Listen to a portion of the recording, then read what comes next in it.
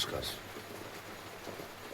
জয় মা মনসা, জয় মা তারা। আমি গুরু ভুগলের শিষ্য গোপাল দেবনাথ। বাড়ি মাছ দিয়ে কলা বাগান, নবদ্বীপ নদিয়া, মনসা বাড়ি। গলাটা বসে গেছে ঠান্ডার জন্য, কথাটা ক্লিয়ার আসছে না আমার।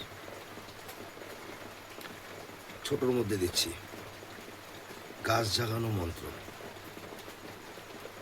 গাছকে নিমন্ত্রণ করতে হয় আগে, তারপরে মন্ত্র দিয়ে গাছটা তুলে আনতে হয়।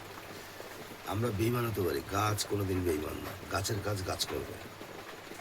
তো যে কোনো গাছ, তো আপনারা ঠিক নিয়মনিষ্ঠাভাবে কাজ যদি করেন, নিয়মনিষ্ঠাভাবে, আপনাদের একটা কাজও আপনাদের মিস হবে না।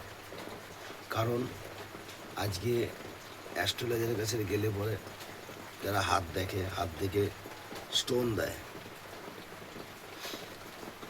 তো এটায় হয়তো দেখা গেল 100-র মধ্যে 99% পাথর, স্টোন, এটা কাজ নাও করতে পারে। কিন্তু আমাদের যে গাছ কিন্তু মিথ্যা নয়। গাছের কাজ গাছ করবে। আমার এখানে আছে, আমি দেখাতে পারি। এই দেখো, শুকিয়ে গেছে গাছ, শুকিয়ে গেছে, তাও কিন্তু এর বিশাল ক্ষমতা। কেন? এই গাছ শুকিয়ে গেলে তো কাজ হয় না। হয় কারণ এটা তিথি নক্ষত্র টাইম টেবিল দেখে যদি গাছ তোলা হয়, এই গাছ রেখে দেবে, যতদিন পারো রেখে দেওয়া, অসুবিধা নেই, কাজ হবেই।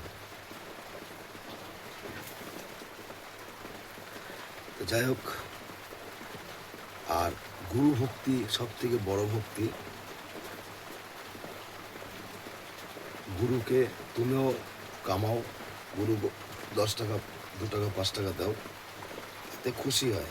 কারণ শিষ্য আর গুরুর মধ্যে একটা কি, যদি গুরু যদি শিষ্য বাতি জ্বালায়, যে শিষ্যর বাতি জ্বালাবে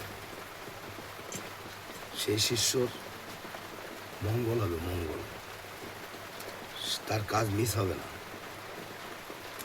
তো কিছু কিছু জিনিস আছে, ঠিক মতো নিয়মনিষ্ঠভাবে কাজ করতে হয়। তো আপনারা সেই কাজগুলো করুন। অনেকে বলে দাদা কাজ হয় না। হ্যাঁ, আর এই আমাদের তন্ত্র কবিরাজ জগতে সব থেকে হচ্ছে রুহানি শক্তি। যার ভেতরে রুহানি শক্তি থাকবে তার কাজ বেশি হবে।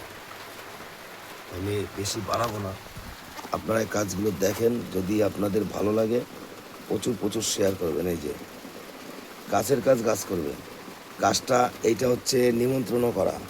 এই যে নিমন্ত্রণ লেখা আছে, এই মন্ত্রটা দিয়ে নিমন্ত্রণ করতে হবে, আর এইটা দিয়ে জাগাতে হবে গাছটা, এটা দিয়ে। যাই হোক, ধন্যবাদ। ভালো থাকো, সুস্থ থাকো।